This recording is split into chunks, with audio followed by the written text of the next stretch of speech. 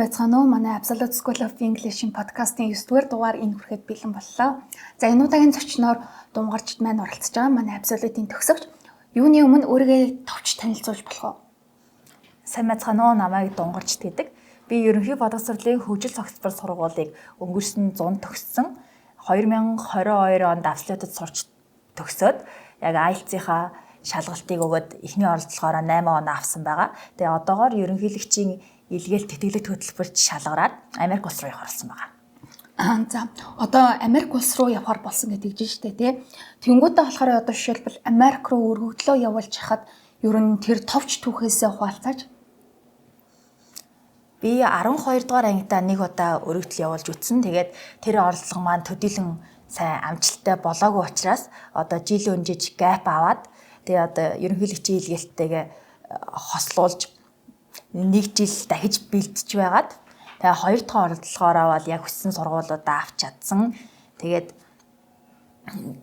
эндээс харахад бол ер нь 2 жилийн бол яг apply хийсэй ер нь туршлагатай гэсэн. Тэгж штэ тий. Gap year авсан гэж энэ бас анхны гураа apply-даад сая 2 дуураа apply-даад хүссэн сургуультаа тэнцсэн гэдэг чинь. Тэгвэл болохоор ингээд хүн болгоно ингээд нөгөө сургуулаа сонгоход хүүхд болгон асуудалтай тулгараад байдаг. Яг яаж хүүхдүүд сургуулийнхаа судалгааг зөв хийгээд идэх юм бэ? Яаж тэгээ сургуулаас судалж ерөөхдөө мэрэгжилтэйг холбох ч юм уу те? Гэх мэтлэн сургуулийн судалгаагаа ер нь бол нууц биш бол яаж хийжсэн бэ? За миний тухайд энэ удаагийн аппликейшн дээрээ бол яг тэргүүлэх зэрэглэлийн мэрэгжлээсээ сонгоод яг тухайн сонгосон чиглэлээ харгалзаж бол яг сургуулиудаа сонгосон. Харин яг өмнөгч 12 дугаар ангидаа apply хийхдээ бол би яг 1 сарын хугацаанд тунд авчив мэрэгчлээ сонгоод тэгээд яг тухайн үед дедлайн дуусаагүй байсан сургуулиудыг тэгээд түүнээс гадна яг full scholarship олгодог сургуулиудыг гэж хайж өргөдлөө явуулсан болохоор одоо яг нэг чухал хүчин зүйл бол мартагдуулсан байсан. Тэр нь болохоор одоо яг 100 хүүхдээс хэдэн хувийг авдаг вэ гэсэн одоо acceptance rate байгаа сургууль болгонд байдаг. Тэгээд миний одоо яг бүтлгүү болсон 8 аппликейшн бол харахад ерөөсөө дандаа 10-аас доош хувийн acceptance rate-тэй сургуулиуд руу явуулчихсан. Тэр нь бол ер нь нэлээ дутагдaltaй басан санагдсан. Ягаад гэвэл одоо аппликейшн чинь бүгдээрээ early action-аар явуулах, early decision-аар явуулах, regular decision-аар явуулах гэд энэ бүх одоо аппликейшн циклүүд чинь тус-тусдаа яг acceptance rate-тэй одоо жишээ нь Санал Ллойд байдаг Вашингтоны сургууль болохоор early decision-аар явуулахаар 27% acceptance rate болдог. Тэгснээр regular-аар бол 8%-тай, за overall нь болохоор 12%-тай гэх мэтчлийн юм харьцангуй байдаг болохоор яг тэр acceptance rate-ийг хараад тэгээд мөн тухайн их сургууль дотроо яг өөрийнхөө сонирхож байгаа салбар сургууль. За бизнесийнх бол яг бизнесийн коллеж нь, IT бол яг мэдээлэл технологийн сургуулийнхын acceptance хэд байгааг бас давхар харах хэрэгтэй. Одоо яг тэр салбар сургуулийнхын acceptance rate-ийг харахаар тэр нь за нэг 20-24% гэж ивэл бол та одоо яг бэлтгэлээ сайн хангацсан байхад одоо SAT 1500 хүрээгүй байсан уу 1450 хүрээгүй байсан ч хамаагүй ингээд яг хүчтэй сайн одоо энэ нэг өргөдөл бэлдэж чадсан бол энэ орох бүрэн боломжтой. Тэгэхээр сургууль сонгоход одоо яг Dream University, Reach University, Target University Dream Reach, Safety гэдэг ингэж 3 ангилах та. Одоо яг тэр өөрийнхөө орч чадна гэж бодож байгаа хувь хэмжээнд тохируулаад тэгж бол сургуулаа бол сонгох хэрэгтэй байгаа. Тийм, ер нь бол ингээд Америк руу apply хийж хахад өргөгдлөө маш олон хүмүүс явж байгаа тий. Мэдээж ингээд acceptance rate буюу тэнцэх магадлал бас үл харгалзан. Тэр дундаа одоо жишээлбэл computer science гэвэл маш олон competitive байгаад идэх тий. Маш их өрсөлдөөнтэй бусад мэрэгчлэлтэйг харьцуулбал бизнес гэвэл амар их өрсөлдөөнтэй байгаад идэх тий. Гэх мэтлээ энэ үлдсэн факторуудаа харгалзаж үлдэхгүйгээр болохоор шууд л явуулаад идэг л та тий. Тэрнээс бол хүүхдүүд бас алдж байгаа тохиолдол зөндөө байгаад идэг. За угаасаа нөгөө нэг Америк руу бид нэр apply хийж яхад альва нэгэн financial aid буюу санхүүгийн тусламж гэж авах сургуулиас авахд ер нь 2 төрлөөр байгаа юм тий. Эхнийх нь болохоор merit based financial aid буюу за хэрвээ чи альва нэгэн гавьяа шагнал авч ийсэн бол одоо жишээлбэл олон улсын олимпиад ч юм уу тий тэгж авч ийсэн бол сургуулиас нь merit based scholarship or financial aid өгч болдог.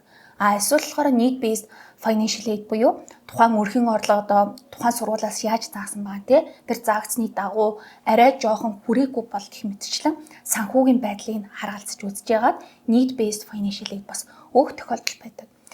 За ер нь бол мэдээж ингээ хүүхдээ сургуулаа сонгоход яг ямар мэрэгчлэлтэйгээ холбогдож байгаа гэдэг нь маш чухал байдаг тий. Гэхдээ түүний сац болохоор бид нар нэг зүйлийг аягүй их бодох хэрэгтэй. Need based гэдэг дотроо scholarship өгдөг, financial aid өгдөг дотроо need blind гэж байгаад байгаа, need aware гэж байгаад байгаа юм тий. Need aware гэсэн төрлийн сургуулиуд нь яадаг вэ гэдэг нь одоо жишээлбэл чиний өргөгдлийг авч үзээд хамаг эсээ, оноо, extra curricular activity гэдэг бүх зүйлийг харж үзэж яхаа сацуу чиний санхүүгийн байдлыг бас хараад байдаг тий. Одоо жишээлбэл чи сургуулийнхаа төлбөрийг төлж чадах хэсгийг чинь эргэцүүлж тэнцэх хэсэгт нь шийдэгдээд байдаг. Тэгвэл need blind буюу яг ингээд мөнгөний хардггүй төрлийн байгаа юм л да. Чиний одоо жишээлбэл өргөгдлийг одоо admission committee маань уншиж судлаад харж байхдаа за санхүүгийн байдлыг үл харгалзан ерөөхдөө хараад эхлээ юу ч гэсэн материалуудыг харчаад за тэнцвүүлгийг шийдэж байгаа тохиолдолд нь дараа нь одоо жишээлбэл бид нар financial information-ыг харах тийм тохиолдол байгаад байгаа. Тэгвэл болохоор хуулиа зүгэл хүүхдүүдтэй юу зөвлөх вэ гэдэг нь бас мэдээж тухайн мэрэгжлийнх нь acceptance rate-ийг хараад үзье тий. Тухайн сургуулийн early decision, тэр early action, эсвэл regular decision гэсэн бүх cycle-ийнх нь acceptance rate-ийг хараад үз. Түүний сацуу болохоор аль болох need blind буюу тиймэрхүү сургуулийг судалж үзье. Эхний ээлжинд бол бид нарт харагдаж штэ тий. За тэгвэл энэ зүйл нь болохоор зарим хүүхдүүд нь мэдж байгаа, зарим хүүхдүүд нь мэдгүй мэдээлэл байгаа. Тэгвэл үүний сацуу бас нэмэлт сургуулийн судалгаа хийхдээ бас яаж болох юм бол одоо интернетээс бид нар ямар ресурсаас харж үзэж явдаг юм болоо. За бид нар ихэвчлэн бол niche.com-оос сургуулаа хараад за ингээ SAT range нь бол тэдэс тэд юм байна. За би ийм оноо авчихад бол ер нь энэ range-ха голд нь ороод за ер нь тэнцэж болох юм байна гэдээ одоо ерөнхий мэдээлэлүүдээ харцдаг. Тэрнээс илүү наривчлалтай одоо яаж судлах хэрэгтэй вэ гэхээр тухайн сургуулийнхаа нэрийг бичээд ард нь common data set гэдээ оруулаад хайгаад өгдөг байгаа. Тэгэхээр common data set гэдэг бол сургуулиуд жил болгон гаргадаг. Энэ нь одоо тухайн сургуульд одоо сурч байгаа нийт оюутан одоо бакалавр, магистр, докторийн түвшинд сурж байгаа оюутнуудын за тэгээд гарал үүслээс гадна одоо яг хүйсийн хацааг их мэтчлэнгээр одоо бүх дэлгэрэнгүй мэдээллийг өгдөг.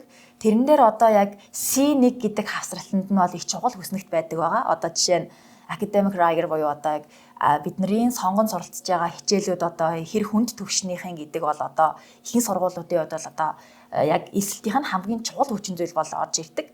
Түүний дараагаар одоо яг энэ стандарт одоо өгөгдсөн одоо IELTS, SAT зэрэг одоо шалгалтын оноонууд одоо хэр чухал юм гэдгийг заасан байдаг.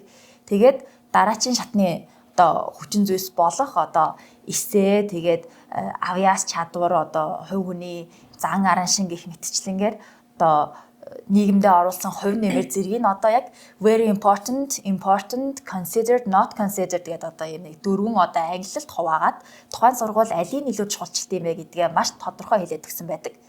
За тэрэн дээр бас нэг харах юм нь болохоор demonstrated interest гэж байдаг. Тэр нь одоо тухайн сурагч тэр сургуульд орохыг одоо хэр их эрмэлзэж байна вэ буюу одоо тухайн сургуулийнхаа эсэлтийн албаны ажилтан руу юм уу эсвэл одоо яг admissions ерөнхий мэйл рүү юм уу те одоо нэг за би одоо тэр шалгалтынхаа оноог тэгээ дахиулчлаа. Одоо яах вэ гэдэг юм уу? Одоо эсвэл надаа ийм боломж гараад ирлээ, ийм тэтгэлэг гараад ирлээ. Би энийг одоо аль одоо албаны ажилтнаа мэдэгдэх хэрэгтэй вэ гэд одоо өөрийнхөө тухай дүн сурлагатайгаа холбоотой юм уу ийм нэмэлт мэдээлэл шинээр гарч ирсэн юмнуудаа тухайн сургуульдаа мэдэгдээд одоо ингэж мэйлээр араас нь ингэж хөөж харьцснараа тухайн сургуульдаа одоо орохыг хэр их эрмэлзэж байгаа вэ, хэр их зорж байгаа вэ гэдгийг харуулдаг.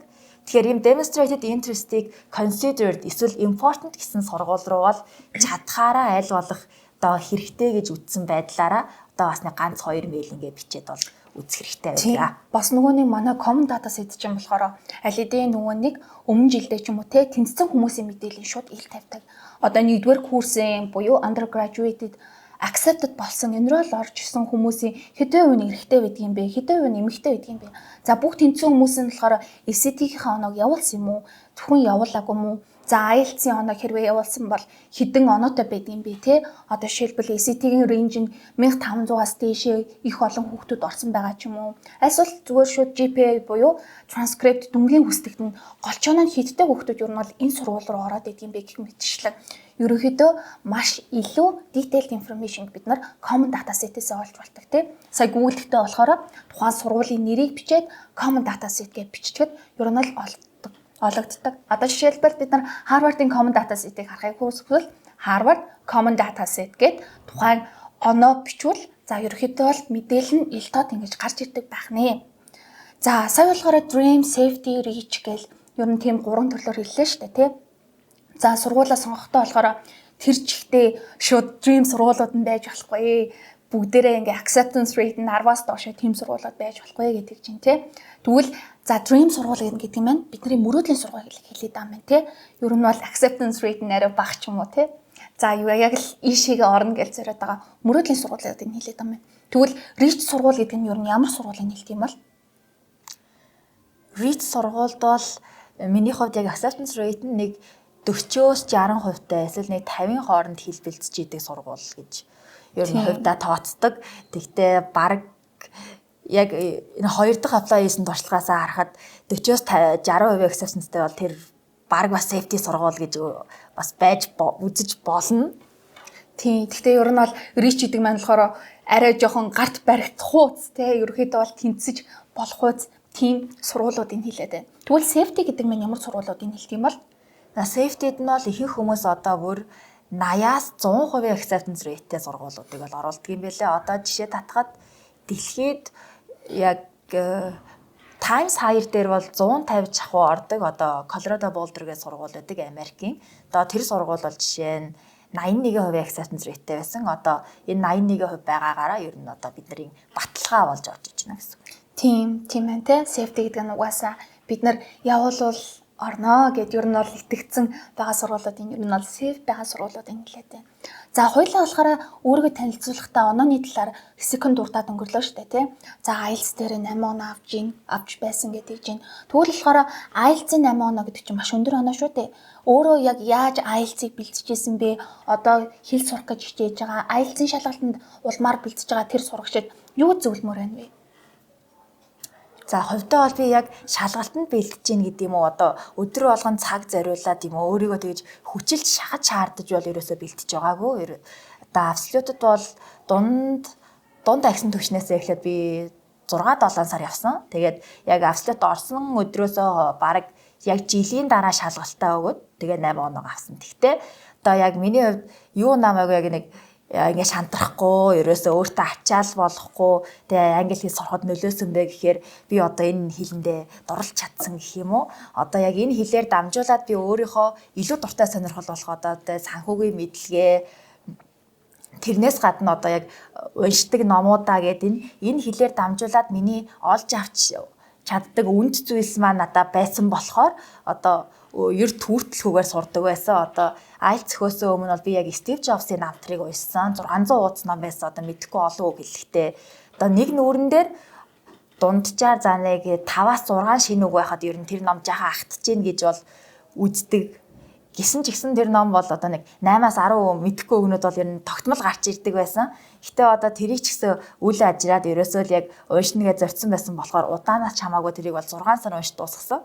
Тэгээ нийт IELTS зөхөөсөө өмнө би нэг за нэг 3-4 англи ном уншаад тэрнээс өмнө одоо надаа орчуулж байсан одоо манхаа байдаг тэр тогтмол орчуулсныхаа хүчинд одоо яг монгол хэлтэйгээ англи хэлтэйгээ найруулга юутай хэттэйгээ сайжраад ер нь бол би яг өөрийгөө одоо Duke багшийн хэлдэг одоо unconscious learning буюу одоо яг даалт ухамсараараа ингээ зүгээр л дуртай юмнуудаа хийнгээ ер нь сураад илүү ихийг мэддэг болчихсон байсан гэж одоо итгэлтэй байсан учраас одоо яг ингээл өдөр тутамдаа хийх дуртай зүйлсээрээ дамжуулж бэлтсээр гал тэ шалгалтаа өгсөн баг. Тий, сая болохоор Steve Jobs-ийн номыг уншиж яхад 8 үг мэдгүй гэдэг чинь бас хатсан гэдэг чинь шүү дээ. Би бас санаж ин л да. Яг ингээд 5 дугаар ангидаа би байсан юм аа. Тэнгүүтээ болохоор Harry Potter-ийн Philosopher's Stone гэдэг ихний ном байдаг шүү дээ. Тэгэл тэрийг яг унших гал явж исэн чинь яг мэдгүй ингээд хамаг өгнүүдэд мэдгүй өгнүүдэд тодруулж байгаа байхгүй юу? Тэгээд тодруулаад харсан чинь 20 нэгэн үг мэдгүй. Яг зүгээр нэг тал нүгэр байгаа юм л та тэр. Тэнгүүтээ болохоор бас нилээн л өөрийнхөө төвшөнд таараагүй номоо шууд би уншаад эхэлсэн гэсэн үг байгаа шүү дээ. Тэг багтаа. Тэнгүүтээ болохоор тэр бол хэцүү санагдчихсан. Тэрийн одоо юу гэж хэлэх гээд байгаа вэ гэхлээр одоо жишээлбэл чи B1 төвшөнд байгаа бол B2 төвшөнд байгаа бол альсвал C1 ч юм уу альсвал A1 A2 гэх төвшнгөөсөө харгалзаад өөртөө тохирсон номоо уншвал тухайн чамд бол улам амар болох байх тий. Ер нь бол өөрийнхөө төвшингийн сургалтын материалуудтай улам танилцаад тэрнээсээ сайжраад явна гэсэн үг шүү дээ. За гэхдээ миний хувьд болохоор IELTS гэдэг шалгалт маань зүгээр шалгалт IELTS-ийн шалгалт гэдэг байгаа шүү дээ, тий. Шалгалт байхгүй юу? Чиний ингээд аль хэдийн чаддаг reading гэсэн чадварыг чинь зүгээр шалгаж байгаа төдий үзвэл. Чиний аль хэдийн ярьж байгаа speaking, writing, listening гэсэн corresponding for section гэдэг энэ дөрвөн чадваруудын болохоор зүгээр л нэг шалгаад байгаа юм л та.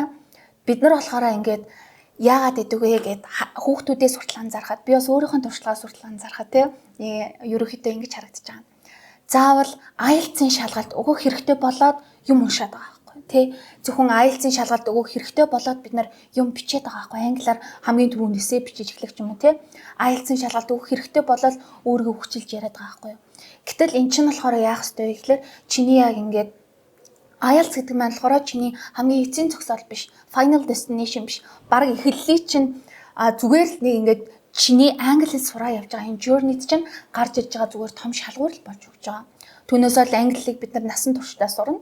Үргэлж үгээ чийжилсээр явах болно тий. Одоо 8 оноотой манай дунгуйчид маань одоо хүртэл ер нь бол шинэ үгээ чийжлэл ер нь бол явдаг штэ тий. Тийм болохоор ингээд аль болох үзэж байгаа хүмүүстэй сурагч нартаа юу зөвлөмөр байна гэхээр зөвхөн IELTS-аас хамаарахгүйгээр та нар анханасаа унших чадвараа сайжруулах хэрэгтэй. Зөвхөн IELTS-ийн reading сайжруулах биш, яг зөв ном уншиж унших чадвараа сайжруулах хэрэгтэй. Мөн түүний сацуу сонсох чадвараа сайжруулах хэрэгтэй. Одоо YouTube-ээс бид нар болохоор академик гоё TED-ийн ярианууд сонсч болно. Эсвэл Kurzgesagtийн видеонууд ч юм уу те.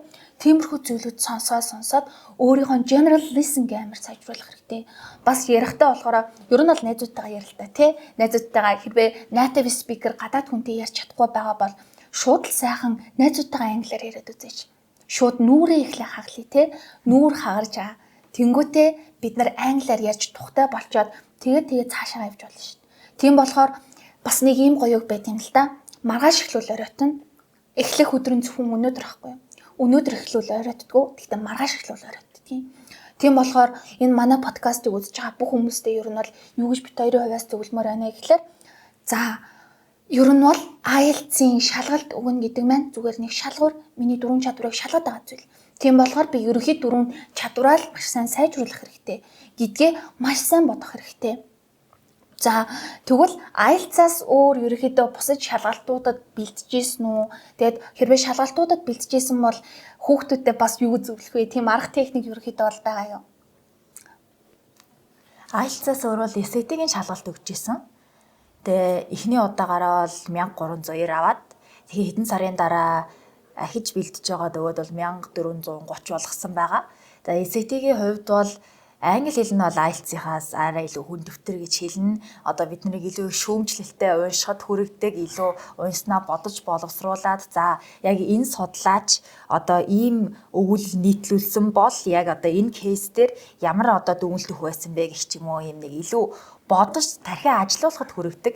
Тэгэхээр SAT-ийн хувьд англи хэлийг нь бол одоо яг тэр бэлддэг гол сайт хан актем гэж биднэрт байгаа. Тэндээсээ яг бэлдээд яг тэр дунд гүнзгий илүү агсан шат билүү тэрнийх нь одоо яг бүх дасгалуудыг хийгээд гоё титэмтэй буюу тэр нэг крауныг бүгдийг аваад за автгома хэд бүгдийн сайхан дээр ягаан болгоод бүгдийг одоо профешн буюу одоо хангалттай эзэмсэн гэсэн төвшөнд хүртэл бэлдээд нөгөө талаас математикийн бол ерөөсөө яг одоо стандарт 10 жилийн суур сайтай байхад бол хангалттай өгчхөр гэж бол харсан.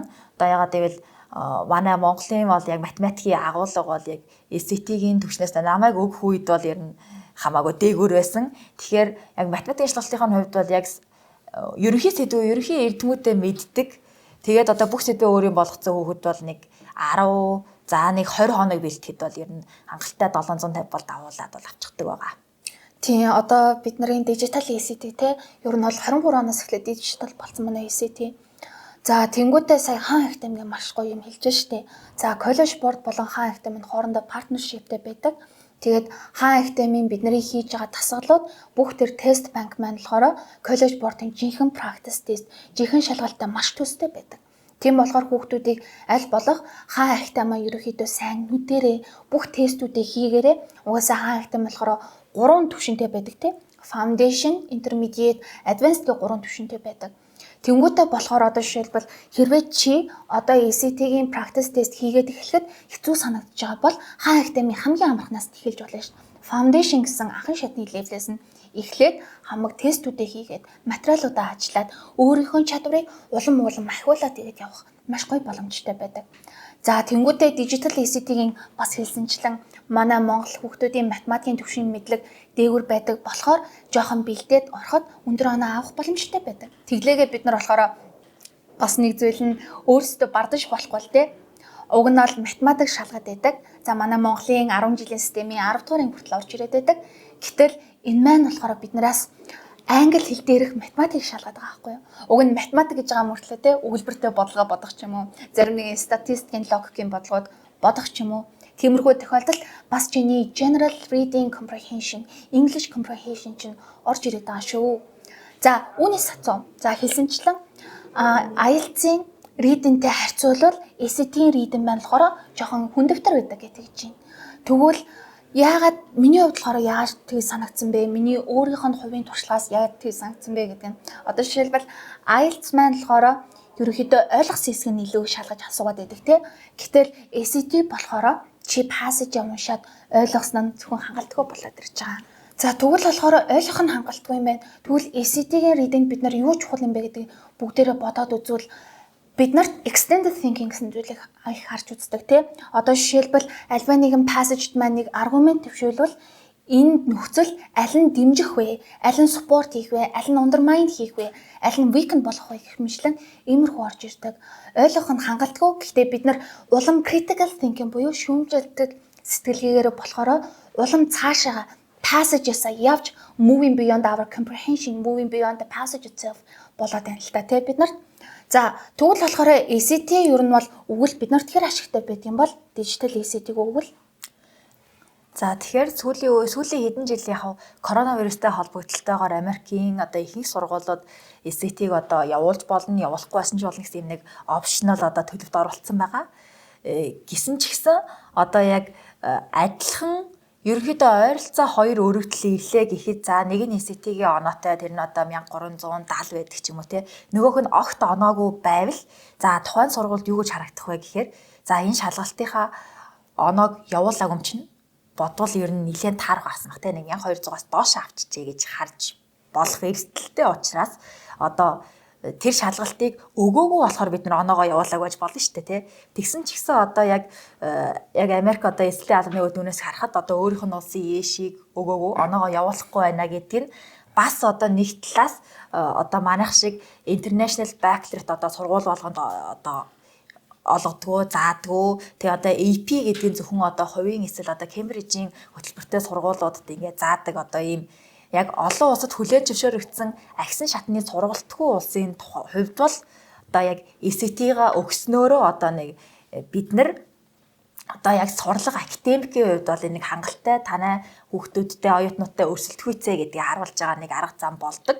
Одоо тийм болохоор ECT optional гэжсэн ч хамаагүй одоо яг тэр niche.com дээр байгаа тухайн сургуулийнхаа ECT range буюу одоо тэр хүрээлэл дотор багтчих юм бол тэгээ бүр дөнгөж одоо давуулна гэсэн үг юм биш л те одоо нэг суурийг одоо яг нэг дундуур нь эсвэл дундаас дээш нь ингээд орж ирэх юм бол ECT-ийн оноог бол явуулсан ашигтай. Тийм. Ер нь бол сая хэлж дээ те HP хичээл гэх мэтлэн бид нарт advanced хичээл за Монголын цөөхөн тоотой хувийн сургуулиудад заадаг. За тэнгуүтээ дүнгийн хувьд transcript GPA-г яриад байгаа шүү дээ. Тэ бид нар зарим хүүхдэд бүр яг 100 голчтой байгаад байна. Зарим нь яг 99 голчтой байгаад байна. Зарим нь 80 голчтой байгаад байна. Энэ дүн маань болохоор харьцангуй ойлголт байгаад байгаа юм л та. Одоо жишээлбэл тухайн хүүхэд нь үнэхээр хичээгээд за хичээгээд яг цэвэр чин сэтгэлээсээ яг чин үнэнгээрээ 80 авч जैन тэ. Зарим хүүхдүүд нь болохоор ерөөсөө зарим хөдөө орон нутгийн сургуулиуд ч юм уу тэ тэр нь шууд 150 өгдөг. Энэ болохоор дүнгийн харьцангуй байдал гэсэн ийм зүйл байгаад байдаг болохоор альва нэг нь биднэрт uniform grade standard гэсэн зүйл байдаггүй болохоор хүүхдүүд аль болох стандарт тестүүдээ өгдөг байхгүй юу? Тэ? Стандарт ECT гэсэн тестийг өгöd байна. Америкийн ESH-ийг өгöd байна, тэ? За Америкийн хүүхдмийн 200 авлаа гэхэд Монголын хүүхдмийн 200 авлаа гэхэд энэ хоёрын түвшин нь яг л адилхан шүү дээ, тэ? Дэлхийн хоёр өөр тал байгаа ч гэсэн нэг стандарттай болохоор стандарт тестүүдийг ингэж recommend хийдэг юм билээ. За бас үүний сацуу ковидоос болоод бид нар маш их сургуулиуд тест опшнл болсон тийм ACT өгчөж болно, өгөхгүй ч болно гэсэн шалгуур тавьсан. Тэгсэн чинь одоо энэ 24 оноос 25 дахь энэ хичээлийн жилийн application process маань болохоор биднэрт SAT оноог зарим сургуулиуд шаардаж эхэлж байгаа. Угаасаа одоо ковидын тэр сөрөг үр нөлөө нь restriction-гээ аваад одоо хэвийн шалгууруулалтаа орж ирж байгаа юм л да. Одоо үүнээс жишээлбэл бүгдээрээ харах юм бол Brown гэсэн том сургууль одоо SAT шаардаж эхэлж байна. Dartmouth гэсэн сургууль шаардаж эхэлж байна те. За одоо он сар жоохон 9 сар төгөхөөр бид нар ямар сургуулиуд SAT required гэж хэлхийг бас мэдгүй болохоор анханасаа бэлдээд эхэлж ивэл ер нь хүүхдүүдтэй ашигтай шүү гэж хэлмээр байна. За тэгэнгүүтээ болохоор за эссе бичиж байгаа те гадаад руу Америк руу ерөөдөө өргөдлөө явуулахад personal statement болон supplemental эссенүүд ер нь хэрэг бичсэн бэ? За personal statement-ийг бол би яг нэг сэдв, яг нэг үйл явдлынхаа тухай 10-аас 11 удаа бол засварлсан. Тэгээд одоо яг тэр бараг 11 дэх засвар дээрээ л амжилтанд хүрсэн байгаа. Тэгээд одоо яг эхний явуулсан жилдээ бол нэг 4-5 удаа уг нь бол зассан. Одоо яг ингээд уншуулдаг одоо зөвлөх ихчтэй уншуулад яг өмнөх авструудаа мэж уншуулад нэг хоёлаа нийлээд зассан ч гэсэн одоо яг жилийн дараа харахад бол миний эсээ нэг тийм одоо хуурай санагдчихсэн. Яг нэг сонгуулийн сурталчилгаа маяг одоо нэг өөрөө мэдээж дотроо сайн хүн байгаа. Гэтэ одоо хитрхи сайн хүн гэдгийг харуулах гээд бас хичээч гисэн. Одоо яг найруулгын хувьд бол тэр нөгөө бидний show not tell бол хүрч чадаагүй санагдсан. Тэгээд одоо personal statement, тэгээд supplement хоёр нь нийлээд ер нь бидний эсэлтийн одоо үйл ажиллагаанд одоо шийдвэрт нөлөө үзүүлдэггүй гэхээр үзүүлдэг.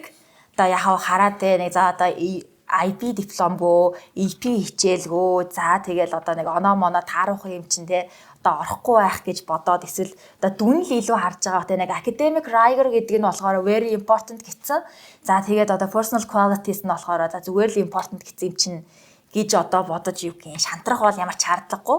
Одоо энэ эсээ бүр нь одоо яг тухайн өөрийнхөө хамрах хүрээ шатанда одоо яг өөрийгт нь харуулад ингээд дэмжээ явдаг байгаа. Тэгэхээр personal statement-ийн хувьд яг би хувьдаа одоо хангалттай, сонирхолтой амьдарч ирсэн болохоор одоо яг 10 дугаар ангидаа одоо яг монгол хэл бичийнхаа төлөө жагсгаар завдаад одоо яг нэг цагдаагийн хэлтс рүү яг шууд утгаараа ачигдсан тухайгаа бол бичсэн.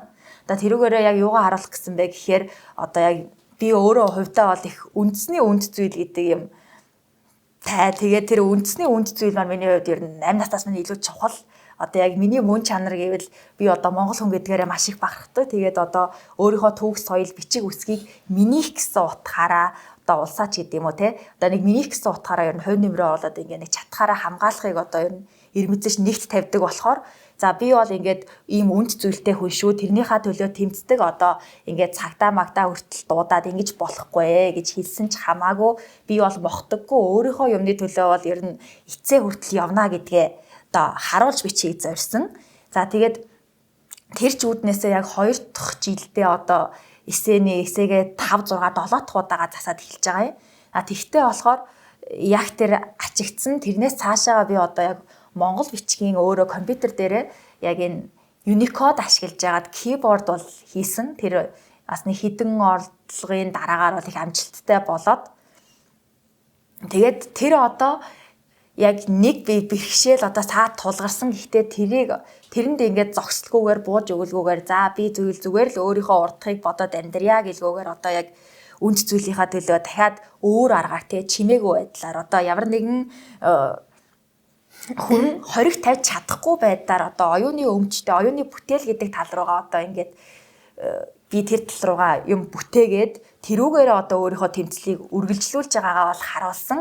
Тэгээд эсээнийхаа төгсгөлд бол буцаад одоо тэр ачигдсан үеэсээ иш татаж оруулж ирээд одоо яг эсээнийхаа эхлэл төгсгөл хоёрыг холбоод одоо нэг юм нэг цогт санаагаа бол гаргаж ирч чадсан. Одоо тэрийг бол би ямар ч эсэн дээр бол чухалчлан тэгээ одоо ямар ч эсэ бичсэн одоо яг эхлэл дээрээ өгүүлсэн тэр түүхээ төгсгөл дээрээ илүү хүчтэй оруулж ирээрээ. Одоо эсэний маань эхлэл хүчтэй байх хэвээр төгсгөл нь бүр хүчтэй байх хэвээр тэгжиж одоо яг уншаад дуусгад за нэг гүйлгэж харсан байна уу бүгдийг нь уншсан байна уу хэд хоногийн дараа ч гэсэн тухайн хүнд бас сэтгэл үлдэнэ.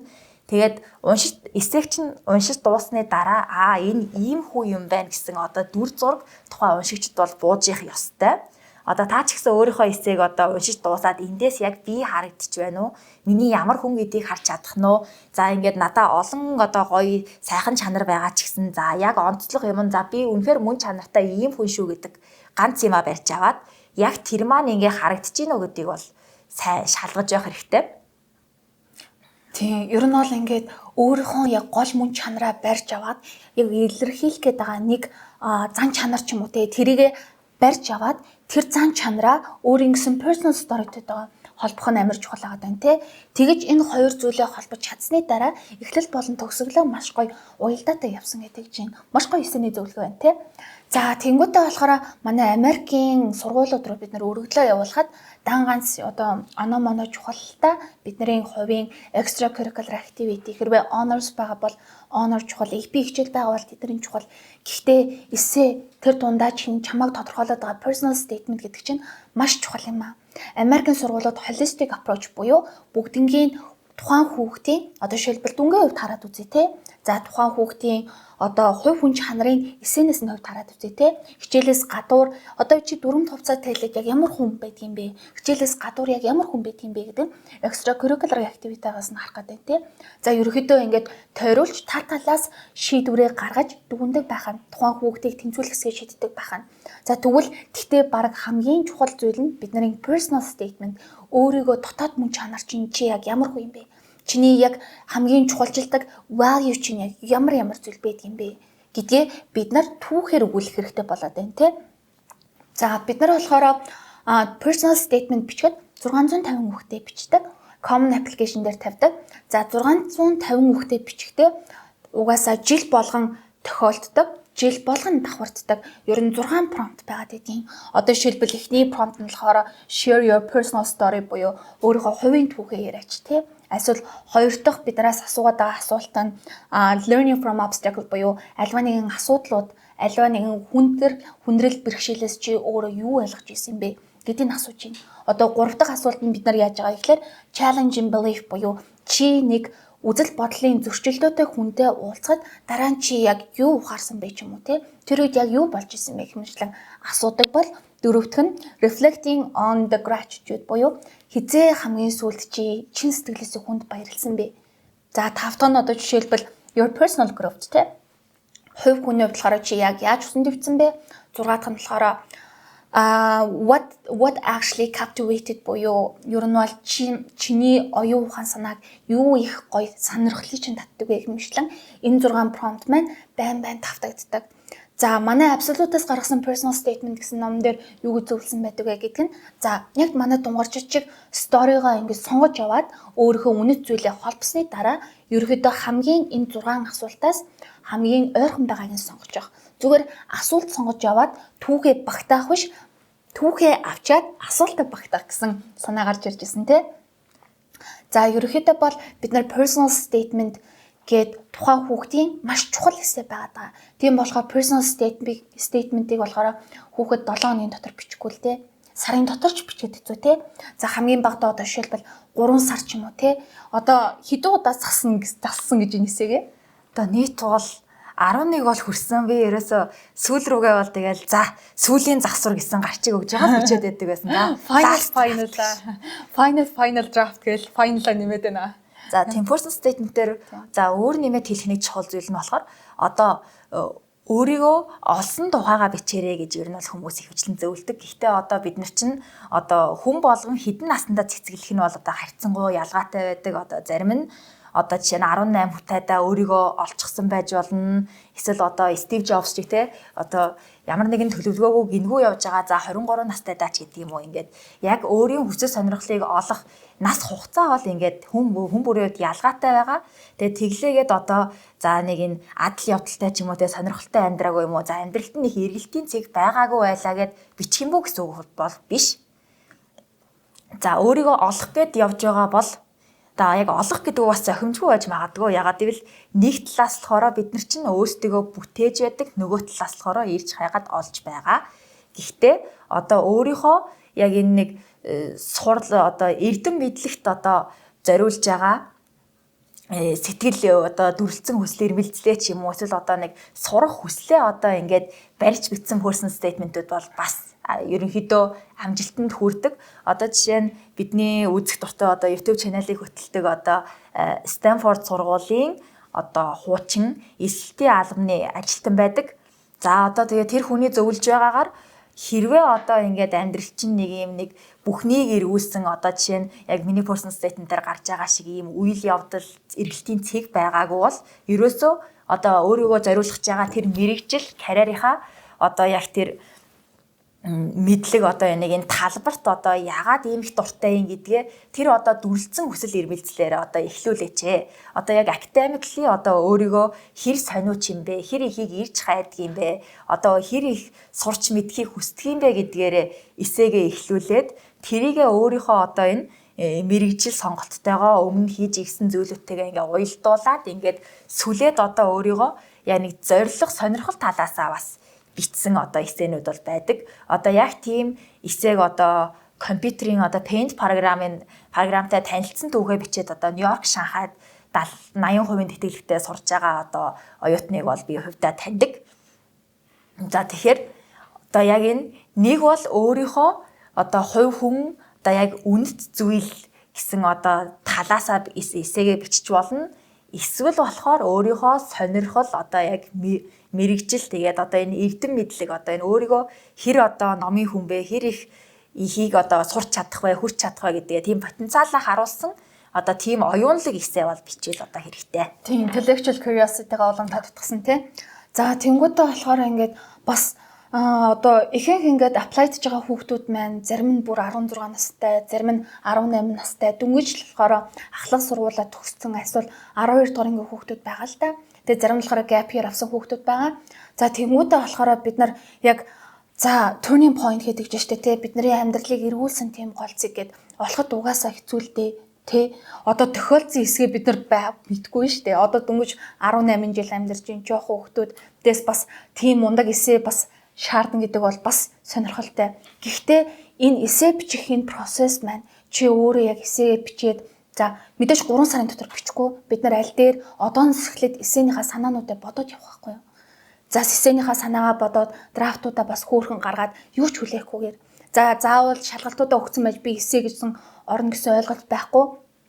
Яг өнөөдрөөс эхлээд эсээгээ чи бичиж эхэлж болно.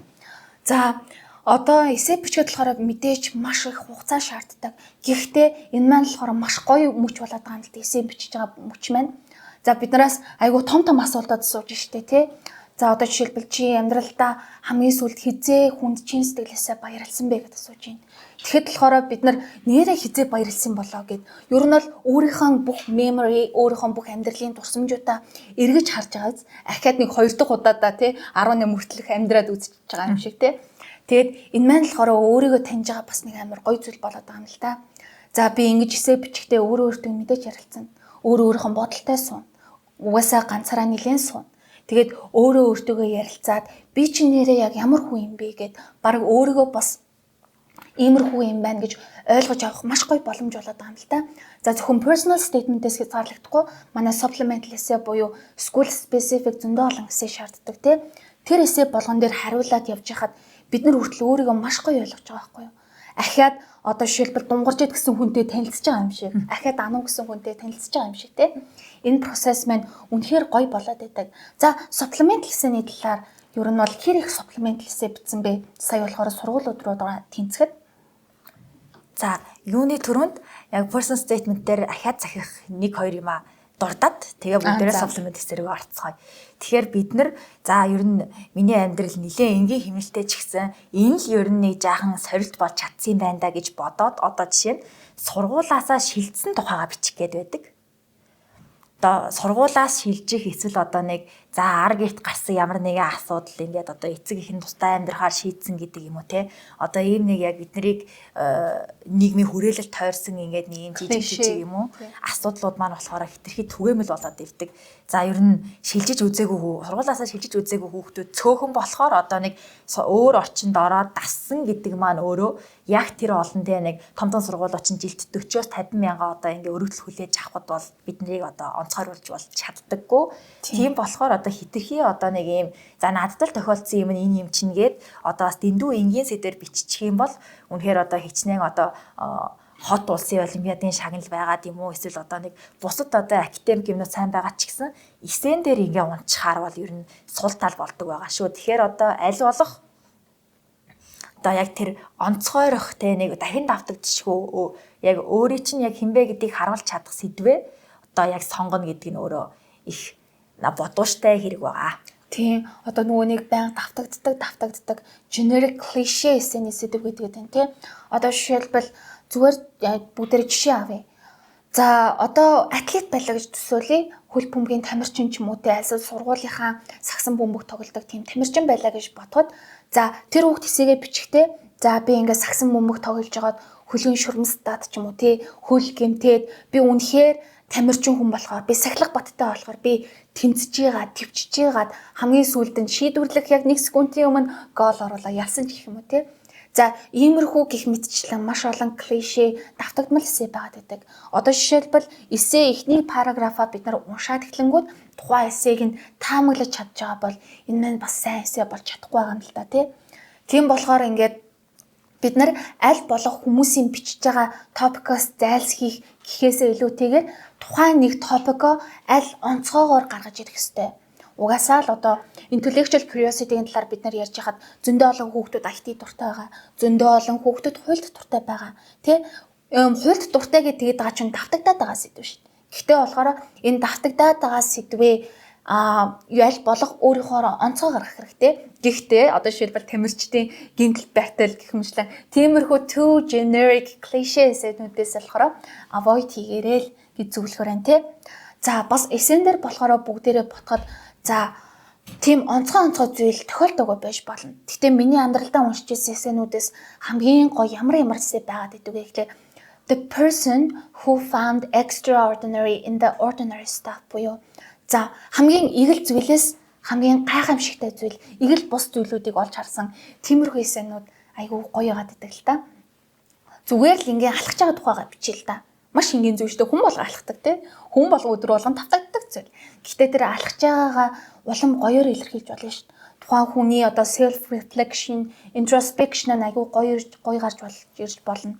Өөрийнхөө дотоод ертөнцөө алхаж байгаагаараа яг яаж танилцуулаад байгаа юм те. Ер нь бол ингээд хамгийн энгийн зүйлээс бид нар эгэл бусыг гаргаж ирж байгаа тийм эсэнүүд маш гоё байгаад байдаг. Одоо дунгарчдын эсээг одоо жишээлбэл харах юм бол хүн болгон л улстай хайртай штэ тий. Хүн болгон л их оронч байгаад байдаг. Гэхдээ энэ хайр гэсэн энэ их оронч үзэл гэсэнгээсээ бүр яаж эгэл бус зүйлийг гаргаад байгаа юм бэ? Энэ хүүхэд тэмцсэн байгаа байхгүй юу? Бид нар зүгээр дотроо бодоод явж байхад энэ хүн тэмцсэн байна гэдгийг ингэж одоо жишээлбэл гаргаж ирэх жишээний байна тий. За, moving on to our supplemental essay topic тий. За, ер нь хэр их supplemental essay бичсэн бэ? За, supplement бол сонгосон apply-ч байгаа сургуулиудын тань тоо ихсэх тосон бол дагаад 2-оор үржигдэж байдаг. За бүр зарим тохиолдолд 3-4 supplement шаарддаг сургуулиуд ч байна. Тэгээ supplement эсэ сургуулаасаа хамаарат яг сэдв нь баг зөрдөгч гэсэн одоо ерөнхий нэг 3 одоо гол сэдвээ бол тойрч байдаг. За why us буюу ягаад энэ сургуулийн гэсэн эсэ, why this major буюу ягаад энэ мэргэжлэр явах гээд байгаа юм бэ гэсэн эсэ. За сүүлд нь болохоор ихэвчлэн community involvement буюу за нийгэмдээ та яаж оролцдгийг, та өөрийнхөө хамт олонд ер нь ямар байр суурь эзэлдгийг, та яаж тэднэрт эргээр нөлөөлдөг юм бэ гэсэн. За ийм ер нь ерөнхий 3 сэдвэр бол supplement эсэнүүдийг тухайн сургуулиас нь асуудаг. За тэнгууд supplement essay гэдэг дээр за why us essay өөртөө why this major-ийнхаа элементийг агуулдаг. Why this major-гээ асуусан essay бас ягаад манай сургуулийн гэсэн асуултыг бол давхар асууж байдаг болохоор за энэ хоёр essay-г бичихтэй одоо тэр сургуулийг сонгох басан шалтгаанаа мөн ягаад би танай сургуульд ирэх хэвтэй юм бэ? Ягаад намайг авах хэвтэй юм бэ гэдгийг аль-алийг гаргаж өгөх хэвтэй. За ягаад гэвэл энэ why us гэд ягаад бид юм бэ гэж асуугаад байгаа маань зөвхөн тэр сургууль биш. За одоо энэ сургууль болон одоо яг өргөдөл илгээж байгаа одоо сурагч бид хоёр одоо why you тий нэг why you why me гэд ингээд энэ сургууль болон би нийлээд бид болж байгаа гэдгийг бол анхаарах хэрэгтэй.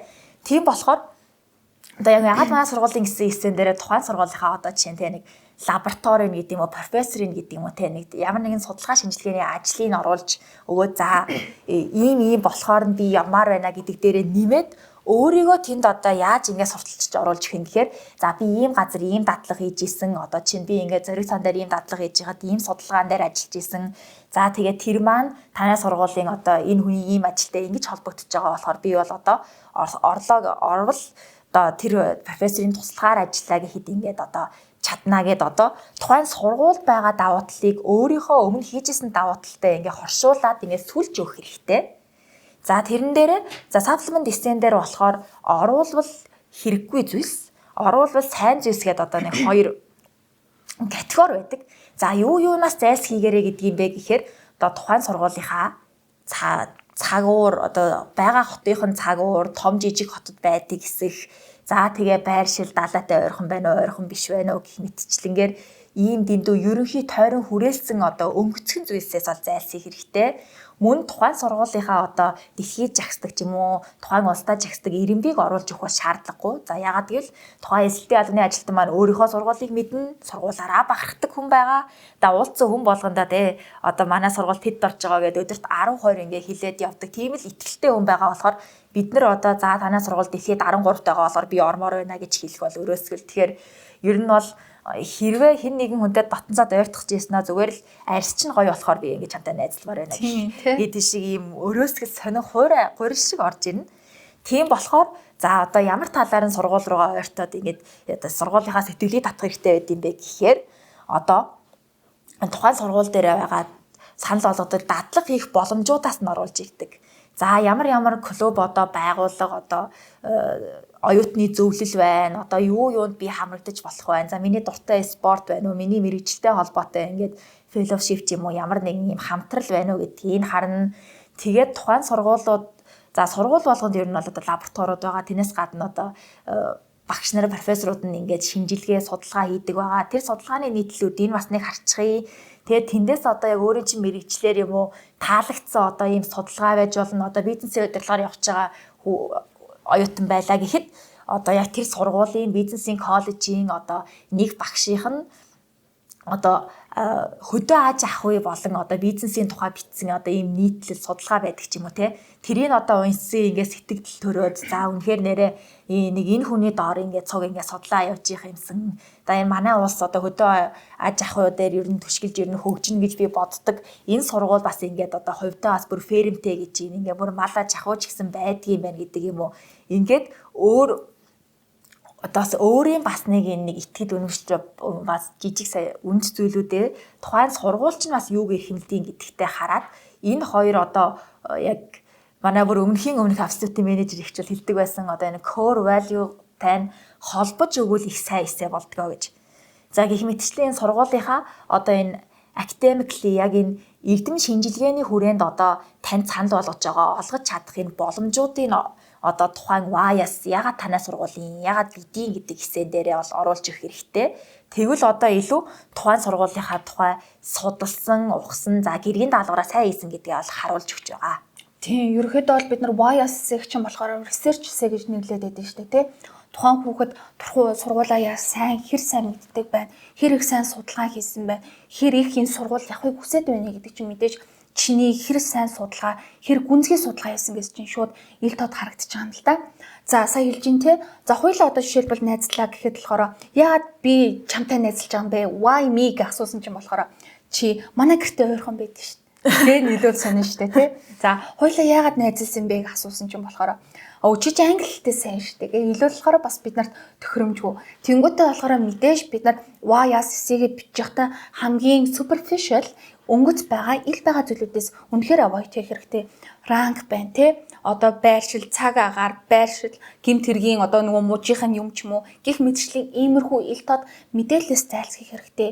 За why-аас сэн дээрээ тэгвэл яг юу оруулж өгөх хэрэгтэй вэ гэхлээр мэдээж сургуулийн specific байх хэрэгтэй.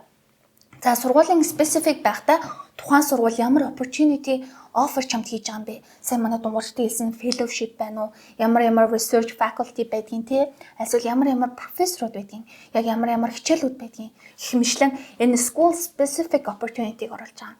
За why-аас эсэгээ биччихлээ гэж бодъё те? Тэнгүүд why-аас эсэгээ бичсний дараа бид нар яаж сайн эсээ бичсэн юм бэ? Яаж энэ сургууль сайн гэсэн эсээ бичсэн юм бэ гэдгийг яаж хардаг вэ гэхээр За эсээгээ биччихлээ. 250 хүүхдээ, 300 хүүхдээ, эсвэл бүр 100 хүүхдээ, эсвэл бүр 50 хүүхдээ YS эсээ биччихлээ. За эсээгээ бичиж дуусны дараа тухайн сургуулийн нэрийг дараад үз. Тухайн сургуулийн нэрээ дараад үзээд өөр сургуулийн нэр оруулаад үз. За эхлэж Harvard руу team, Dartmouth руу болохоор team эсээ бичлээ гэхэд Dartmouth гэсэн сургуулийг шал өөр Emory гэсэн сургууль руу оруулаад үз. Emory гэд хэлээд уншаад явж байхад тухайн эсээ нь болоод байвал чи YS эсээгээ муу бичсэн байна гэсэн үг. За тухайн сургуулийн нэрийг орлуулж үзэхэд болохгүй байвал it doesn't make sense байгаад байх юм бол чи school specific research эсээгээ маш сайн бичсэн байна гэж бид нар ер нь л ойлгож болно. За YS эсээгээ бичгээд ийм зүйл бид нарт шаарддаг байх нэ. За supplement эсээ бичгээд сая дунгуйчдын хэлснээр бид нарт ерөнхийдөө 3 том зүйл шаарддаг гэдэг чинь шүү дээ. За YS this эсээ, why I this major гэсэн эсээ. За тэнгуүдээ түүнээс community contribution and last one is activity эсээ байгаа тий. За activity эсэний талаар ер нь бол биччихсэн үү? Ер нь activity эсээ хэрвээ биччихсэн бол ер нь ямар төрлийн эсээ биччихсэн бэ? За activity эсээ гэвэл би Торонтороо бүр 100 хүүхдээ тийм жижиг богинохон эсээ бол 6-7 бичсэн. Нийт 6-7-аас тэрнээс бол яг сайн дурын эсвэл одоо нэг нийгэмдээ оролцсон нэртэй холбоотой нь бол за нэг 3-4 байсан.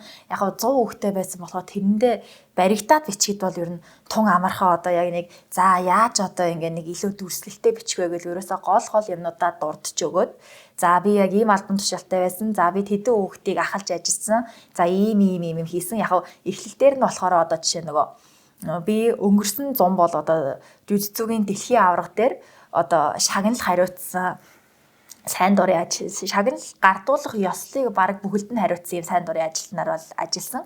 Тухайн үед надаа яг 2 шивэдийн оюутан ирээд одоо манай энэ 7 хоногийн хамгийн одоо их таалагдсан волонтер чи шүү гэж хэлэхэд бол их надад сэтгэл дулаахан санагдсан. Ягаад гэвэл тухайн үедээ би өөрөө ямар нэгэн баг тамирчдын баг хариуцж аваад одоо тэр хүмүүст одоо 7 хоног туслаад ингээд хань бараа болж яваагүй. Ерөөсөө л одоо яг тэр шагнал гардуулах үеийн дэс дараа одоо яг бүх юмнуудыг ингээд зохицуулаад явж исэн болохоор яг тэр 2 тамирчин хэлсэн сэтгэлд их үлдээд одоо жишээ нь яг тэр өгүүлбэрээр нь одоо тэр жижиг хэсэгээ эхлүүлэгч гэдэг юм уу. За яг нэг эхлэлийн 1-2 өгүүлбэр дээр болохоор ингээд илүү одоо яг тэр хүрээлэл одоо ярьж байгаа түүх одоо хам сэдвэндээ одоо уншигчаа оруулж ирээд тэрний дараагаар болохоор яг нэг бодит фактуудаа дурдаад за би 7 хоногийн хугацаанд бол 256 медаль гардуулахад оролцсон. Одоо 7 төрлөөр одоо цомын одоо номинацийг одоо ингээд дэвшүүлээд одоо тэрүүгээрээ бас ингээд улс орнуудыг шагнасан байгаа гэх мэтчлэнгээр одоо ийм чадвар хөгжсөн гэд одоо яг тухайн эсээнийхээ үгнээс хамаарад ер нь бол хэм маягаа сонгоно гэсэн үг. Түүнээс гадна ер нь ямар ч supplement эсээ бичсэн одоо яг төгсгөлийн одоо дэндүү ерөнхий өхөөс зайлсхийх хэрэгтэй. Одоо жишээ нь яг хүүхдүүдийн амжилттай болон амжилтгүй эсээнүүдийг ингээ уншаад явж байхад одоо яг тэр бидний сая дуртад өнгөрсөн одоо профессорын нэрийн за ингээд энэ нэг судалгааны боломжуудаа оруулаад өгсөн хэрнээ төгсгөлд нь болохоор I want to immerse myself in your school's diverse community гэд дуусгачихсан эсээ бол одоо бүтлгүүцсэн байгаа. Яагаад гэвэл одоо тухайн гадны одоо яг ажилтны зүгээс бол одоо ямар ч гадны сургууль одоо тийм олон үндэсний юм уу ийм нэг баялаг одоо туршлагыг хүнд өгч чадхаар одоо ийм сайхан өргөн дэлгэр байж болно. Тийм болохоор одоо яг эхлүүлээд ингээд дурдаад явсан шигэ төгсгөлийг бас одоо хитрхи сул хийж болохгүй. Нөгөө талаас одоо тухайн сурагч маань одоо тэр нэг зөвл одоо хүмүүсийн зөвлөдөг одоо чухал сайн гэсэн юмнуудыг оруулсан хэрнээ ягаад тэр эсээ нь одоо бүхэлдээ одоо амжилтанд хүрээгүй вэ гэхээр одоо тэр судалгааны боломж юмнуудаа буцаагаад өөртөөгөө холбож өгөөгүй байна гэсэн үг. Тэгээд за танайх ийм юмтай, ийм багштай, ийм гээ яваад тахаар бид нэр одоо яг нэг чигсаалт ингээ нэг хэрэгслээд ингээ чиглээ яваад байгаа юм шиг одоо яг bullet point өгөөд ингээ чигсаацсан юм шиг одоо бас дэндүү зүгээр л ийм юмнуудыг олоод түгээ битсэн юм шиг харагдах болохоор аль болох одоо тэр сургуулийнхаа тухай өгж байгаа мэдээлэлээ буцаад өөртөөгөө холбож явах хэрэгтэй. За энэ сургууль ийм боломж олгодог. Би аль хэдийн ийм хийцэн байгаа. Тэрнээсээ ийм туршлага хуримтлуулсан. Тийм болохоор би энэ боломжийг бүрэн дүүрэн ашиглаж чадна гэд одоо яг сургуулаасаа буцаад өөрөөсөө буцаад сургууль руугаа гэд ийм маягаар юм явбал хэрэгтэй байгаа. Гой зүйл байна те. За тэгвэл одоо эссе бичих, personal statement, supplemental essay гэдэг чинь тэгвэл болохоор бид нар эссе бичих гэсэн чадварыг аль хэдийн бид нар IELTS writing хийхээс ч өмнө те ядаж IELTS writing-аа хийсний дараа ч юм уу бичих гэсэн чадварыг яг амьдралдаа яг хэрэгжүүлж өгч ийж хэрвээ чи эсséгээ бичигээ тэгэнгүүтээ одоо жишээлбэл сандрахгүй, overwhelmed болохгүй бүр тийм асуудлууд янз бүрийн асуудлууд гарахгүй л те бүгдээр одооноос эхлээд бид нар бичих чадвараа сайжруулаа явах юм бол нөгөө Benjamin Franklin хэлсэн байдаг шүү дээ тий. Either write something worth reading or do something worth writing. Буюу одоо жишээлбэл уншихад worthy тийм зүйл бич аль эсвэл болохоор бичгэд worthy тийм зүйл уншиж юм уу тий. Ер нь бол бид нарт ингэж байгаа. За би тэгтээ энийг айгүй яаж ингэж боддог вэ гэхлээр зарим хүмүүс гоё эссе бичээд яг л нэг амьдралаар амьдарч байгаа шүү дээ. Яг л нэг булсад байгаа шүү дээ. Яг л нэг л адилхан л тэнгэрийн дор амьдарч байгаа шүү дээ. Яг л адилхан 24 цаг байгаа.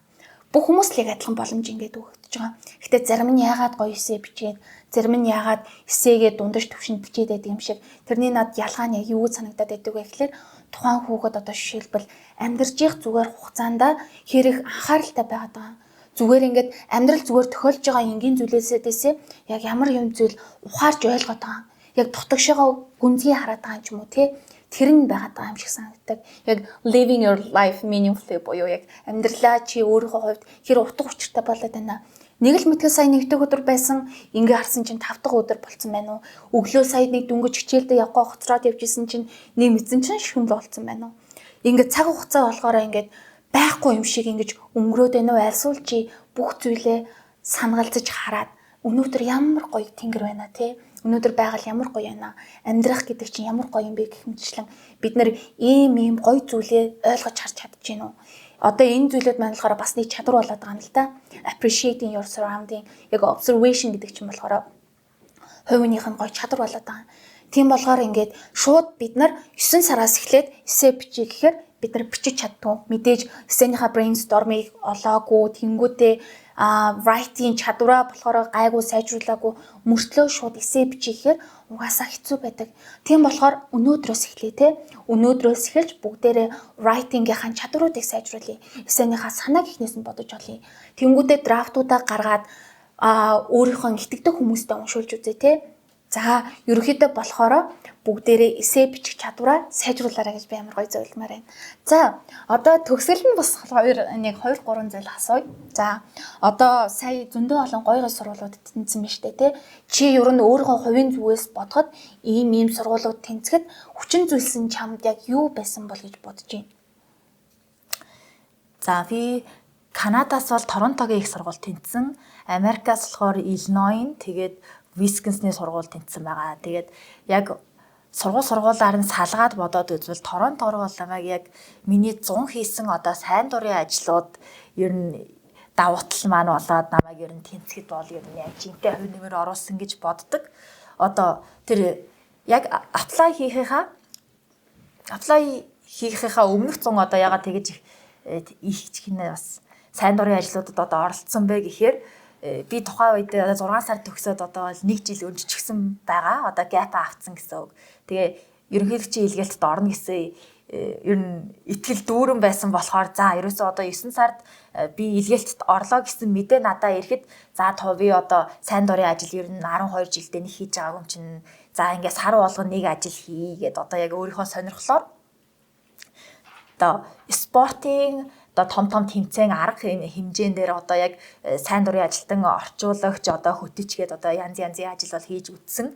Тэгэд буцаад энэ миний сард нэг удаа хийцэн байсан энэ 100 одоо хоригдлуулсан одоо энэ 3 туршлага өөрөө за яг нийгэмдээ яаж хувь нэмрээ оруулсан бэ? За энэ эссенүүдээ бичихэд бол их нөлөөлсөн. Одоо жишээ нь би Улаанбаатар их дуулга дээр бол яг бас шагнал гардуулах ёслол дээр туслалцаад одоо 3 хоног ажилласан. Тэндээсээ дараачийн сард нь буюу 7 сард бол жүжигцүүгийн дэлхийн аврах дээр шагнал гардуулах ёслолтой бүгд нь хариуцаад бас 7-8 хоног ажилласан. Үүнээс цаашаага бас нэг боломж гарч ирсэн болохоор яг манай Absolute-ийн одоо түгээж зарласан одоо энэ Зүүн Азийн улс төр нам эвслийн баг хурал гэж одоо бас их том хурал 8 сарын 3-наас одоо 7-ны хооронд зохион байгуулагдсан.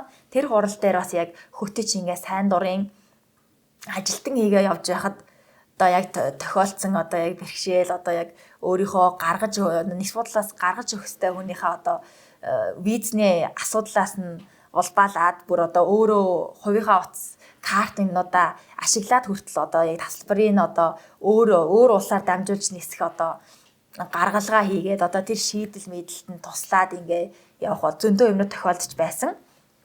За энэ мэтчлэнгээр одоо яг тэгэж сайн дурын ямар нэгэн ажил хийх нь өөрөө одоо ямар ч хариу нэхэлгүйгээр хүнд тусалж байгаа гэдгээрээ өөрийн сэтгэлд их үеиг тэгээ эргээд бодоход дурсамжтай их одоо сайхан үйл явдал болж өрнөдөг болохоор одоо аль болох тэгээ сайн дурын одоо үйл ажиллагаанд оролцоод тэрийгээ бас их зэгцтэй юу сурснаа тэгээ эсэн дээрээ бол гаргаж игэл бас сайн байдаг. За ер нь бол маш гоё зөвлөгөө өгч байна тий.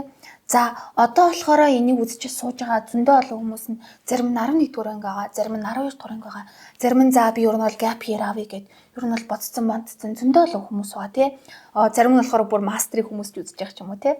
За тийм олон хүмүүст за ялангуяа одоо сурж байгаа болон gap year авсан байгаа хүмүүстэй ер нь одоо Америк руу apply хийхэд бид нэр өргөдлөө явуулахад анхаарах зүйлүүдийн ер нь юу гэж зөвлөмөр байна вэ? Манай үзэгчдэд. Тэгэхээр яг за 2 жил аплайдахад бол би эхний жил бол за ингээ норог байлаа, туршилт байлаа. За дараачих дээр нь одоо өмнөх оролдлогоос за алдаа дутагдaltaй харагдсан юмнуудаа засъя. За би эхний удаа бол SAT-ийн оноо бол явуулаагүй тухайн шалгалтыг өгч үзээгүй байсан. За дараачих дээр өгөөд явуулчихъя. За эхний удаа энэ тодорхойлох загталж яхан сул болсон санагдсан. За энийг одоо дахиж бичүүлж авъя гэдэг ч юм уу те. За миний одоо personal statement ингээ харсан их хуурай. За сонгуулийн сурталчилгаа шиг юм болцсон байна да. За энийгээ засыг их мэдчихлээ одоо. Яг өмнөх одоо ийм алдаанаасаа одоо улам сайжраад явхад хэрэгтэй байдаг гэсэн утгаараа одоо би яг үзэж байгаа бүх сонсогчдоо 12 дугаар ангидаа за ямар нэгэн байдлаар цөөхөн чамаагүй сургууль руу apply хийгээд үзээрэй гэж нэгт зөвлөнө.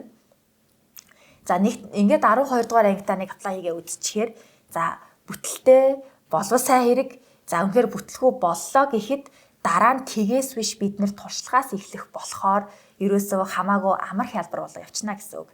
За тэрнтэйгээ уялдуулаад яг IELTS-ийн шалгалтаа за би gap авлаа гэж бодоход одоо тэр сургуультай тэнцээд очих хүртэл миний шалгалт хүчинтэй байх хэрэгтэй шүү дээ гэсэн бодлоор одоо яг 12 дугаар ангидаа орох тэр зундаа ч юм уу те багтаагаад ингээд яг цагаа бас тооцож бас IELTS-ийн шалгалтыг өгөх хэрэгтэй.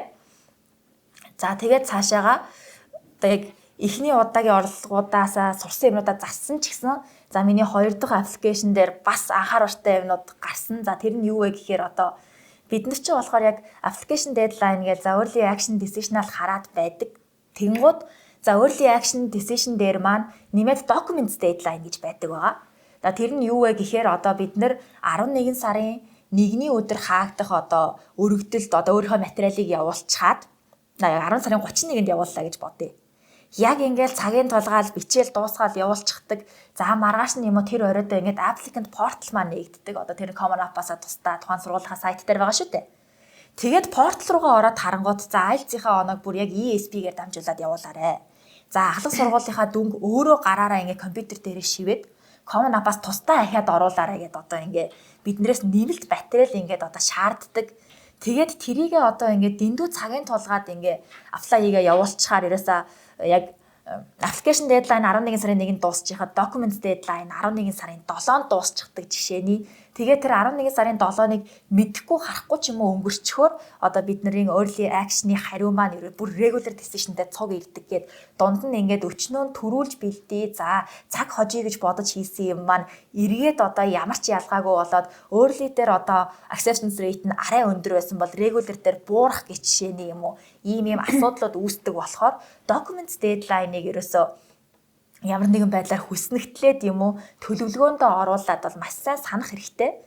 За тэрэн дээрээ нэмээд application deadline-а тулгалгүйгээр болж игэл одоо 10-аас 14 хоногийн өмнө одоо юмнуудаа явуулаад портлоо нээгээд дараачийн шатандаа ороод явахгүй бол одоо IELTS-ийнхаа ч юм уу SAT-ийнхаа оноог албан ёсны байгууллагаар нь дамжуулж явуулах болдог. За та хүсэлтээ өглөө хүсэлтээ чинь тухайн байгууллага маань 2-3 хоног боловсрууллаа, явууллаа. Тухайн сургуулийнхаа системд бүртгэгдтлээ бас нэг хідэж хонж болохоор тэрийгээ бас тооцоолоод ер нь яг айл болох найдвартай ингээд хариуцлагатай хийхийн тулд ерөөсөө яг анханасаа төлөвлөлтөө маш сайн хийж явах хэрэгтэй. Тэг ер нь бол хувийн хүний зохион байгуулалт маш сайн байх хэрэгтэй.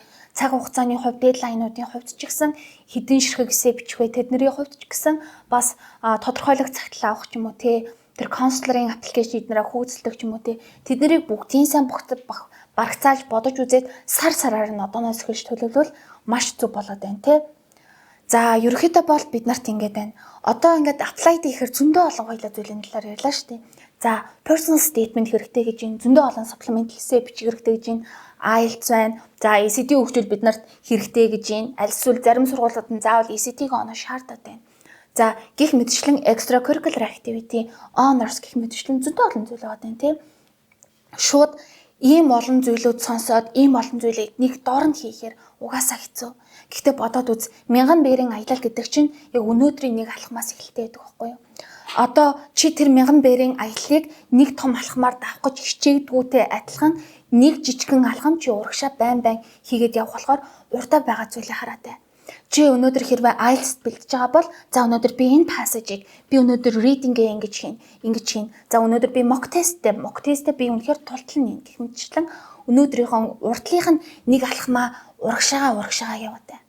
Тэгжил яваанда энэ бүх зүйлүүд маань зөв цаг хугацааны төлөвлөлттэй бүх стандарттай тэгээ сахилга баттай явж хахад энэ маань болохоор бас бүтдэг зүйл юм аа. Угсаа Marcus Aurelius гэсэн Америк грек мундаг хааны бас хэлсэг байдаг шүү дээ тий.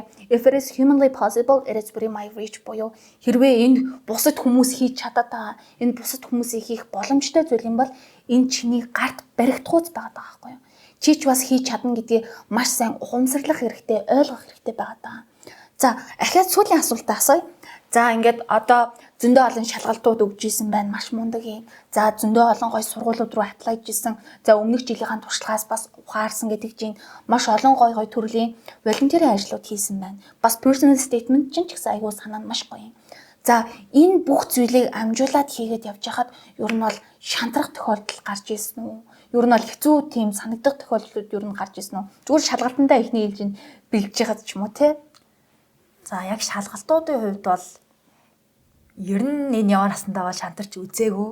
Одоо яг угийн яг өөртөө итгэлтэй тийм нэг дотроосоо ассан их бадрангуй хүн болохоор одоо ер нь би чадна гэж үздэг. Манай аавын бол хэлэх дуртай үг байдаг. Бол гэж болгоно, бүт гэж бүтээн. Энэ нь юу гэсэн үг вэ гэхээр за би болгоно гэсэн бол болгоно, бүтээн гэсэн бол бүтээн. За одоо ямар ч хэцүү зүйл болсон ерөөсөө ингээл яг өөрийнхөө үйл хэрийг юм уу зорьсон юмдаа хүрхийн төлөө те санснаа авч сарвайснаас шүүрнэ гэж бид нэр ярьдаг. Одоо яг тийм шийдэмгий яг чадна болгоно гэсэн одоо ийм хандлага одоо сэтгэл зүйтэй байхад бол хүн ер нь шантрах тохиолдол гардаггүй. Ягаад гэвэл одоо санаа дагаад, мэрэлтээ дагаад, тухайн одоо хөдөлмөрөө дагаад ингээ одоо яг амьдрал тухайн төвшөндөө одоо ингээд тухайн хүнийг шагнаад ингээд яг үйлс нь ингээ урагштай бол яваад байдаг. Гэтэ яг эхний удаа би Америк руу 8 сургуулийн өргөдөл явуулсан. Уг нь бол IELTS-ийн 8 оноотой явуулаад байгаа хэрнээ одоо яг өргөдөл гэдэг чинь одоо нэг тийм цогт дүр зургийг бид нэр одоо тухайн сургуультай үзүүлж байгаа шүү дээ. Тэрийгээ бас сайн харуулж өгч чадаагүй яг нэг учир дутагдaltaй тал олон байсан. Одоо бэлдсэн хугацаа 1 сар тэгснэ 8 сургууль руу явуулсан гэх жишээний энэ олон одоо султлуудасаа болоод одоо бүх сургуультай бол тэнцээгөө бүгднгээс нь би татгалцсан хариу авсан. Одоо Чикагогийн их сургууль, Корнелл, Дьюк, Вассер одоо би бүр өөрийнхөө safety гэж бодсон 2 3 сургууль төртөл бүгдэнд нь ингээ reject гэсэн хариу авахад бол за нөгөө одоо яг өдийг хүртэл бүх юмдаа одоо яах өөрийнхөө тухайн хүрээлэлт юм уу нэг өрсөлдөөнгөө одоо ингээ нэг энэ хүрээлэлдээ ингээ ноёлоод ингээд бүх юмаа хүссэн болгоно аваад ирсэн хүний хувьд тэр бол их хэцүү байсан. За ерөөсөө энэ за бас тэнцдэггүй юм гэж байдığım байна. За бас чаддаггүй үе байдığım байна гэдгийг ер нь анх удаа мэдэрсэн. Тэгээд нэг хоёр удаа нэг сайн гониглаад тэгээ нэг ганц сайн албаар уйлж аваад тэгэл бодсон. нэрээ надад чи ерөнхийдөө чи илгээт байгаа шүү дээ гэд. Одоо бас л яг нэлээ амбицтай сурагч байсан болохоор ер нь тухайн хорооноосоо бол хангалттай Есүрээ шалгарна гэдгээ бол мэдчихсэн. Тэгээд Есүстэй улам сайн бэлдээд Есүс өгсөн ойноо бүр одоо яг хажуудлынхаа өөрийнхөө сургууль дээр очиад манай сургууль дээр бол манай зэрэгэлдээ ахлах сургуулийн Есүс өгсөн. Тэдний одоо математикийн оноог хараад, англи хэлнийх нь оноог хараад за тэгээ надаас математик дээр илүү авцсан хүүхдүүд байна уу гэд одоо бүртгэлийнх нь код модыг бичиж аваад тэгээд гэртээ очингуудаа Есүс нэгдсэн системээс шүүгээд англи хэлнийх нь оноог хараад за тэгээд тэр хэмжээст оноонуудыг нэмээд 2 хуваагаад за минийхээс илүү гарах нь үгүй юу гэд бүр нэлээ судалгаатай шартаа үзэж яагаад за ер нь яг миний голчоос бол дээшээ хүүд байхгүй юм байна гэж санаа амрангуудаа би ерөөсөө яг илгээлтд ороход ямар бэлтгэлтэй байх хэрэгтэй вэ гэдэг юмнууд дээрээ бол ажиллаж эхэлсэн. Ягаад гэвэл би чи энэ удаа 8 удаа бүтлгүүтээ үзчихсэн. Нилээн туршлагатай тгээс биш ер нь бас нилээ өндөр онооноос эхэлж байгаа болохоор за өнгөрсөн жил дутуу байсан юмнууд байгаа. Тэгэхээр энэ жил энэ 100 бол ерөөсөө би дадлаг хийж үзнэ одоо шийдсэн. Ягаад гэвэл одоо тухайн 6 сар дээшийнхаа дараа шууд ингээд би илгээлтийнхаа нөгөө тэргүүлийн мэрэгчлээ сонгоод ерөөсөө тэр мэрэгжил байгаа сургуулиудаа шүүгээд сонгочихж байгаа. Тухайн сургуулиудынхаа тэгээд supplement эссенүүдийг хараад сүүлийн 3-4 жилд одоо яг мэрэгчлэрээ сурсан юм уу ажилтсан туршлага байна уу хийсэн юм байна уу гэж асууж байгаа юм байна. За надад логистик менежментээр хийсэн юм хараахан байхгүй байна. Гэтэ би яг аавынхаа одоо ийм нэг танилцуулгуудыг бол бүтэн жил бэлдсэн. Энийгээ дурдж болох ч гэсэн илүү юм хэрэгтэйгээд одоо ингээ яг аав ээжээсээ гуйгаад одоо бүр туушин компанид одоо 7 хоног бол тэгж дадлаг хийж үтсэн. Тэгээд дадлаг хийхдээ зүгээр офс цуугаад одоо яг тухайн ажилтнууд нь туслаад юм хүмүүс сканердэж өгөхөөс гадна одоо яг намайг хариуцж ийсэн одоо ажилтнаа гуйгаад одоо яг туушин компани гайлын хяналтын бүсгээ байдаг. Одоо тэр гайлын хяналтын бүсд нь очиод за үнэхээр яг 40 тонны шингэлэг 20 тонны шингэлэг дотроо орж үзээд өөрөө яг тухайн өөрийнхөө яг хянагч гэх нь өөрийн одоо тухайн дадлагын багштайгаа цуг одоо тухайн шингэлгээ шалгаж үзээд за тэгээд тэр хоорондоо за энэ мэрэгжил үнэхээр миний сонирхлыг татах юм байна. За үнэхээр би одоо чадварлаг логистикийн одоо менежер болчих юм бол ерөөсөө миний яг одоо сүүлийн 5-6 жил одоо мөрөөдөж исэн за нэг бизнесмен болно гэдэг маань илүү наривчлаад илүү чадваржаад одоо би илүү одоо нэг гүнзгийсэн юм мэрэгжилтэн болоод гараад ирчихвэл дараа нь надаа ингээд олон улсын худалдааны чиглэлээр ингээ карьераа хөгжчихсэн хэрэгтэй юм байна гэж бол ойлгож авсан. Тэгэхээр одоо ямар нэгэн гэп авч байгаа бол тэг гэп авсан буюу одоо ерөөсөө тэр сургуулаа төгссөн өдрөөсөө эхлээд за тэр жилдээ биш юм аа хэ за энэ 100 юу хийх юм энэ намар юу хийх юм энэ өвөл юу хийх юм гээд бүдэг бадагч болтгой хүн өөрийнхөө төлөвлөгөө гаргачих хэрэгтэй. За тэгээ өвн авлаа хийгээ үдцсэн бол эн чинь одоо нэг дахиад нэг удаа оролдож байгаа болохоор суусан газраасаа шороо атгаад босно л гэж зүтгэн. Тийм болохоор ерөөсөө за энийг сайжруулна, энийг ингэж илүү хүчтэй болгоно гэж үзээд одоо дараачийн боломжуудаа харна гэсэн үг. Одоо жишээ нь би ингээ хуваараад итгэлэг аваад явж чадхааргүй боллоо гэхэд за надаа ямар боломж байна? Би чинь одоо улсын сургууль төгссөн сурагч болохоор за харьяа дүүргийнхаа сургуульд одоо 12 жил сурсан болохоор за энэ илгээлтгээд энэ тэтгэлэгт би бол орох бүрэн боломжтой юм байна. Ийшээ орцсон бол би одоо надаа ямар боломжууд гарч ирэх вэ гэж харахаар за 8 хэлнээс сонгоод за 16 улсаас сонгоод явах боломжтой. Гэхдээ одоо юу гэх ямар нэгэн солонгос юм уу Японд руу бол миний сонирхол байгаагүй. Үнэхээр ороод ирсэн бол би яг одоо recommendation letterтэй, IELTS SAT-ийн оноотой ингээд туршлагатай ороод ирж байгаа болохоор тэнд одоо ямар ч төлөвлөгөөгүй орж ирж байгаа бусад одоо 200-300 хүүхдээс би бол нэлээд олон алхмын урд байгаа. Илүү давуу талтай байгаа болохоор би тэр хүүхдүүдээс одоо илүү үнэтэй сургуульд явна гэдэг ч юм уу. Одоо бас их сонирхолтой сонсогдох байхaltaа гэтээ илүү том сургууль руу явах ч гэдэг юм уу.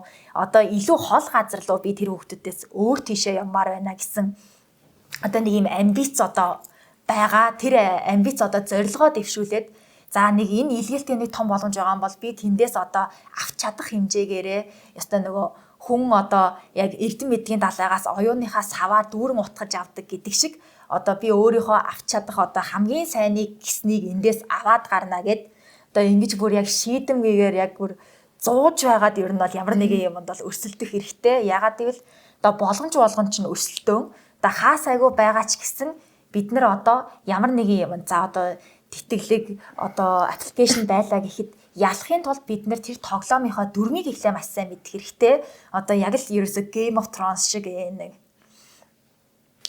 одоо яг тэр хаан ширээний тоглоомонд ялахын тулд яаж тоглох ёстойгоо хүн бол эхлээд их сайн бодоод тэгээд их тууштай, амбицтай ер нь бас яг өрсөлдөхөд бэлэн ерөөсө байгаа бүх зүйлээ зориулаад өөрийгөө дайчлахад бэлэн байх хэрэгтэй. Тийм, ерөөхдөө бол ингээд өөрсдийнхөө боломжийг маш сайн судал гэж штэ тий.